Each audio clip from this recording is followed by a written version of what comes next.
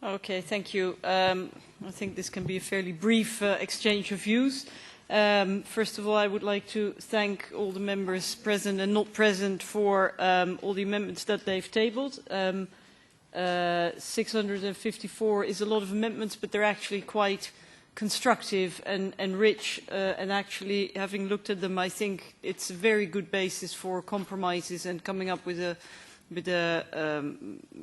let's say, a comprehensive proposal after summer. Although amendments are going in different directions, there are a couple of key elements which are reflected in all the amendments, namely the principle that all member states should be monitored and not just, the mechanism should not be incident-driven, crisis-driven.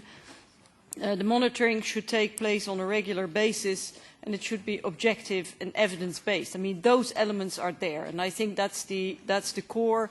And how we then arrange it, that is a second question. There are a couple of issues that I would briefly like to highlight where we will probably have some debate. One is the issue of subsidiarity. Of course, subsidiarity is a treaty principle, so everybody's in favour. And we have to make sure that member states are on board, are committed, and therefore also have all the freedom to make their own arrangements. At the same time, we also have to make it very clear that subsidiarity does not mean that you can, let's say, opt out of the treaty principles. I mean, there we have to find a good balance. Then on the issue of qualitative and quantitative assessment, I think we have to find a solution which is a good mix of the two. Because it's true that quantitative could be a bit static, a bit mechanic. At the same time, it's also more objective, and qualitative assessment is more subjective. So we have to find the right mix there, because I think objectivity is also an important element here. The composition of the panel, I'll try and come up with a proposal that reflects all the different amendments. What is essential is that the panel has the trust of everybody. That's really a key element. Proposals by the EPP to replace the scoreboard by a report with country recommendations seems fine to me. One thing we may wish to discuss, because I'm not sure if I understood the amendments, is about the principle of not inventing new instruments, but incorporating or building on the ones that are already there. I would not like to reinvent the wheel or invent new instruments if that's not necessary. There's a lot out there. Now there's actually one amendment I've tabled, Amendment 295, where I propose something very practical, which is completely free. It doesn't cost a penny, but it may already have an impact, namely that the existing instruments that the Commission has, like the Justice Scoreboard, like the Media Pluralism Monitor, like the Corruption Report, like the Fundamental Rights Report, to let's say, bundle the presentation of those reports into a single day or a single week.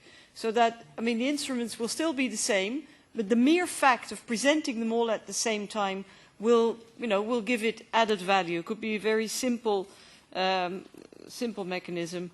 Again, I think it's essential that in the end this gets broad support, because anything that, if it may get a small majority, but then it will not work. We see that in practice with other instruments. We need broad support within the Parliament. We need broad support within the institutions. We need broad support also in the Member States. I went to a COSAC conference last month, and we discussed this, and I actually found that there was a surprisingly open and positive mood. There's really a basis there for further cooperation. So, having made all these remarks, the procedure is that I will work on compromise proposals over summer. I will be harassing my shadow rapporteurs with lots of emails with proposals. Then